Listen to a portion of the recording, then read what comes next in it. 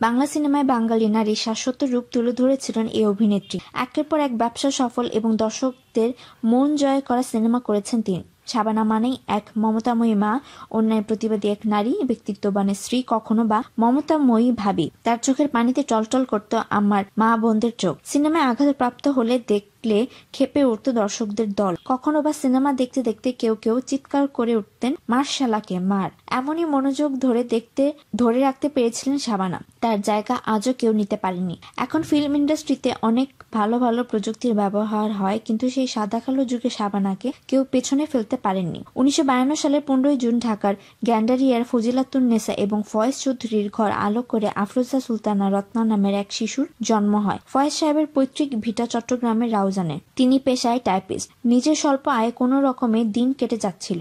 আদরে রত্নাকে ভর্তি করালেন গ্যান্ডারিয়া হাই স্কুলে, কিন্তু পড়াশোনায় একদমই মন নেই রত্নার। তাই খুব অল্প বয়সে পড়াশোনা ছেড়ে দিতে হলো। পড়াশোনা ছেড়ে দিলেও ছোট্ট রত্নার অভিনয়ে খুব আগ্রহ।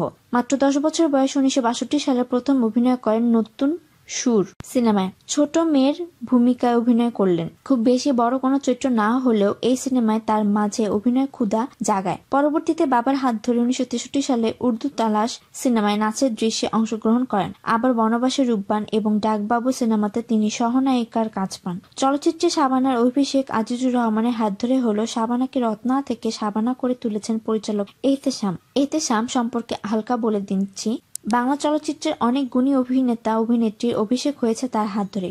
শুধু তাই নয়, বাংলা সিনেমাকে শিল্প এবং ব্যবসা সফল করে তোলার পেছনে ক্যাপ্টেন এহতেশামের ভূমিকা মুখে বললেই শেষ হবে না। অভিনয় শিল্পীদের বিভিন্ন নামও তিনি দিয়েছেন, যেমন তার আবিষ্কার করা নায়িকাদের নামের শুরুতে সাব শব্দটি যুক্ত করতেন। এরই ধারাবাহিক রত্না থেকে শাবানা, গাজী শারমিন নাহিদ নূপুর থেকে শাবনূর নাম রাখতেন তিনি। ফরিদা আক্তার পপি হয়ে গেলেন ববিতা। 1967 সালে এহতেশামের চাকুরি সিনেমায় নায়িকার চরিত্রে অভিনয় জগতে নিজের স্থান পোক্ত করে নিতে শুরু করলেন শাবানা। যে সময় রাজ্জাক কবরী জুটি বেঁধে অভিনয় করতেন, সে সময় শাবানা বিভিন্ন নায়কের সাথে জুটি বেঁধে অভিনয় করে প্রমাণ করে দিয়েছিলেন যে তিনি কারো সাথে জুটি বেঁধে অভিনয় করার জন্য আসেননি। তিনি নিজের অভিনয় গুণ দিয়ে যে কোনো অভিনেতার সাথে কাজ করতে পারেন। 80 দশকের শেষ দিকে শুরু করে 90-এর দশকের মাঝামাঝি সময় পর্যন্ত, যখন তার সময়ের অভিনেত্রীরা মূল চরিত্রে অভিনয় থেকে ইস্তফা নিয়েছেন, তখনও শাবানা দাপটের সাথে একের পর এক ব্যবসা সফল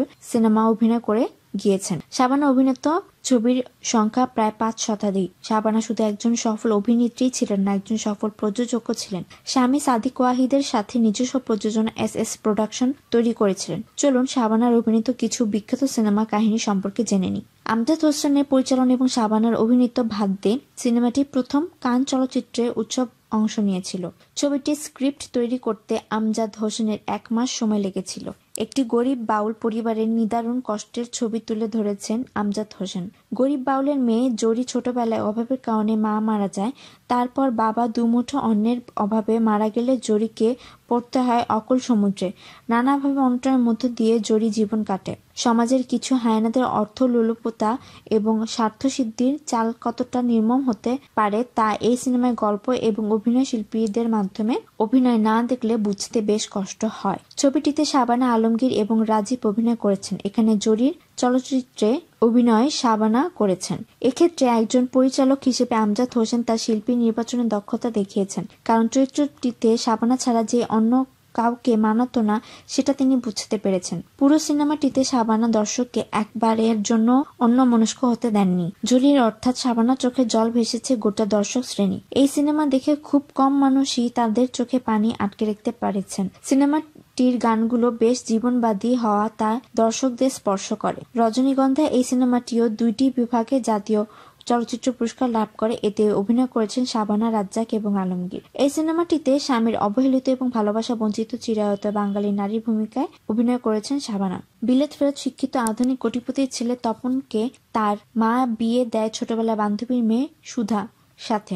সুধাকে তপনের তেমন পছন্দ নয়। সুধাকে তার শাশুড়ি আর ননদের পছন্দ হলো তপন বারবার ছুটে যায় তার পুরাতন প্রেমিকা টিনার কাছে।